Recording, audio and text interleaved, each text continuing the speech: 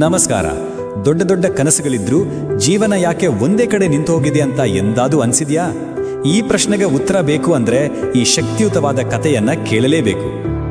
ನೋಡಿ, ಕೆಲವರು ಯಶಸ್ಸಿನ ಶಿಖರವನ್ನೇ ಏರಿಬಿಡ್ತಾರೆ, ಆದರೆ ಇನ್ನು ಕೆಲವರು ಅಲ್ಲಲ್ಲೇ ಸಿಕ್ಕಾಕೊಂಡು ಒದ್ದಾಡ್ತಾರೆ. ಯಾಕೆ ಹೀಗೆ? ನಿಜ ಹೇಳಬೇಕಂದ್ರೆ ಉತ್ತರ ನಮ್ಮ ಪರಿಸ್ಥಿತಿಯಲ್ಲೋ ಅದೃಷ್ಟದಲ್ಲೋ ಇಲ್ಲ, ಬದಲಾಗಿ ನಮ್ಮ ಮನಸ್ಸು ಖಾಲಿಯಾಗಿ ಕೂರುವ ಆ ಕ್ಷಣಗಳಲ್ಲೇ ಇದೆ. ಯಾಕಂದ್ರೆ ಖಾಲಿ ಮನಸ್ಸು ನಮ್ಮನ್ನ ನಿಧಾನ ಮಾಡೋದು ಮಾತ್ರವಲ್ಲ, ನಮ್ಮ ಕನಸು, ನಮ್ಮ ಆತ್ಮವಿಶ್ವಾಸ ಎಲ್ಲವನ್ನೂ ನಾಶ ಮಾಡಿಬಿಡುತ್ತೆ. ಹಾಗಿದ್ರೆ ಬನ್ನಿ, ಅರ್ಜುನ ಅನ್ನೋ ಒಬ್ಬ ಯುವಕನ ಕಥೆ ಕೇಳೋಣ. ಅವನು ಒಂದು ಚಿಕ್ಕ ಹಳ್ಳಿಯವನು. ಅವನ ತಂದೆ ತಾಯಿ ರೈತರು. ಹಗಲು ರಾತ್ರಿ ಅನ್ನದೇ ಕಷ್ಟಪಟ್ಟು ಸಂಸಾರವನ್ನ ನೋಡ್ಕೊಳ್ತಾ ಇದ್ರು. ಅರ್ಜುನನಿಗೆ ದೊಡ್ಡ ಕನಸುಗಳಿದ್ವು. ಶ್ರೀಮಂತನಾಗಬೇಕು, ಯಶಸ್ವಿ ವ್ಯಕ್ತಿ ಆಗಬೇಕು ಅಂತ. ಆದರೆ ಒಂದೇ ಒಂದು ಸಮಸ್ಯೆ, ಅವನಿಗೆ ಕೆಲಸ ಮಾಡೋಕ್ಕೆ ಇಷ್ಟ ಇರಲಿಲ್ಲ. ಎಲ್ಲ ನನ್ನ ಹಣೆ ಬರಹದಲ್ಲಿ ಮೊದಲೇ ಬರೆದಿದೆ, ಯಾಕೆ ಕಷ್ಟಪಡಬೇಕು ಅಂತ ಅಂದ್ಕೊಂಡು ಸುಮ್ಮನೆ ಹಗಲುಗನ್ಸು ಕಾಣ್ತಾ ಕಾಲ ಕಳೀತಿದ್ದ. ಒಂದಿನ ಏನಾಯ್ತು, ಅವನ ತಂದೆ ನೋಡಿದ್ರು ಅರ್ಜುನ ಮರದ ಕೆಳಗೆ ಆಕಾಶ ನೋಡ್ತಾ ಆರಾಮಾಗಿ ಮಲಗಿದ್ದ. ಇದನ್ನ ನೋಡಿ ತಂದೆಗೆ ಸಿಕ್ಕಾಪಟ್ಟೆ ಕೋಪ ಬಂತು.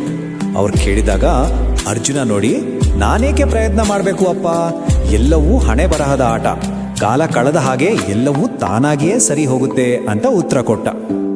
ಸರಿ, ಹೀಗೆ ದಿನಗಳು ಕಳೀತು. ಒಂದು ದಿನ ಅರ್ಜುನ ಹಳ್ಳಿಯಿಂದ ಹೊರಗೆ ನದಿ ದಡದಲ್ಲಿ ತುಂಬನೇ ದುಃಖದಿಂದ, ಹತಾಶೆಯಿಂದ ಕೂತಿದ್ದ. ನನ್ನ ಹಣೆ ಬರಹ ಯಾವಾಗಪ್ಪ ಬದಲಾಗೋದು ಅಂತ ಯೋಚನೆ ಮಾಡ್ತಿದ್ದ. ಸರಿಯಾದ ಅದೇ ಸಮಯಕ್ಕೆ ಅವನ ಜೀವನವನ್ನೇ ಬದಲಾಯಿಸುವ ಒಂದು ಘಟನೆ ನಡೆಯಿತು. ಅವನು ಕೂತಿದ್ದ ದಾರಿಯಲ್ಲೇ ಒಬ್ಬ ಜ್ಞಾನಿ ಋಷಿ ನಡ್ಕೊಂಡು ಬರ್ತಾ ಇದ್ರು. ಅವರ ಮುಖದಲ್ಲಿ ಒಂದು ರೀತಿ ಆಳವಾದ ಶಾಂತಿ, ಒಂದು ತೇಜಸ್ಸು.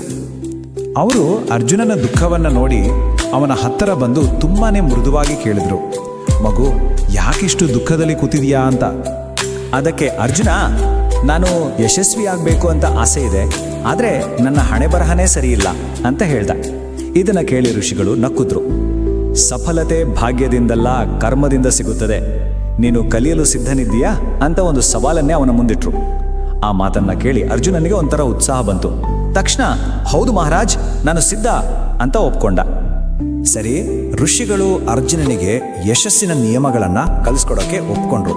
ಆದರೆ ಅವರೊಂದು ಮುಖ್ಯವಾದ ಷರತ್ತನ್ನ ಹಾಕಿದ್ರು.